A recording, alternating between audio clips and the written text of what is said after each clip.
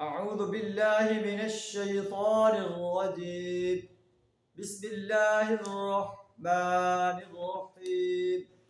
إنك ميت وإنهم ميتون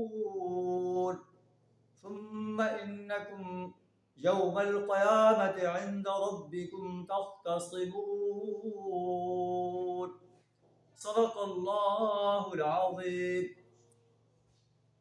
سورہ الزمر آیت نمبر 30 اور 31 آپ کے سامنے تلاوت کی. اللہ فرماتا ہے کہ اے نبی صلی اللہ علیہ وسلم، آپ کفار مکہ کو دعوت دے رہے ہیں اللہ کی وحدانیت کی، اس کو رد کر رہے ہیں. کوئی بات نہیں. انک میت وانہم میتون، آخر کار آپ نے بھی ایک دن اس دنیا سے ختم ہونا ہے، موت کے آغوش میں جانا ہے، ان لوگوں نے بھی مرنا ہے.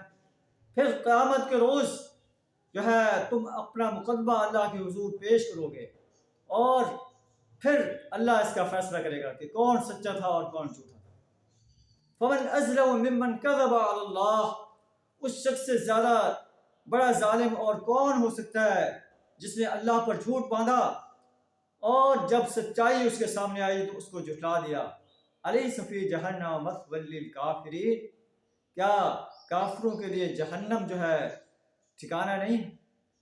والذی جاء بالصدق وصدق بہ، اور جو شخص سچائی لے کر آیا نبی صلی اللہ علیہ وسلم اور جس نے اس کی تصدیق کی، اولئک هم المتقون، یہی لوگ اللہ کے عذاب سے بچنے والے ہیں، تقوی سے آراستہ رہنے والے ہیں.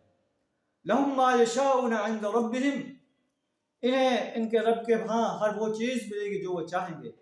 ذالک جزاء المحسنین، یہ ہے محسن انسانوں کی جزا، تاکہ اللہ ان کے برے اعمال کو مٹا دے. وَيَجْزِيَهُمْ أَجْرَهُمْ بِأَحْسَنِ الَّذِي كَانُوا يَعْمَلُونَ، اور جو بہترین اعمال وہ کرتے رہے ہیں ان کے لحاظ سے ان کو ان کا اجر عطا فرمائے. اللہ سے دعا کریں ہمیں ایمان اور عمل صالح سے آراستہ رہنے کی توفیق عطا فرمائے، کفر، شرک اور نفاق سے اپنی پناہ عطا فرمائے، سچائی کو جھٹلانے سے اپنی پناہ عطا فرمائے. اللہ کی وحدانیت، رسول اللہ صلی اللہ علیہ وسلم کی رسالت اور یوم حساب پر پختہ یقین رکھنے کی توفیق عطا فرمائے. وآخر دعوانا ان الحمد للہ رب العالمین.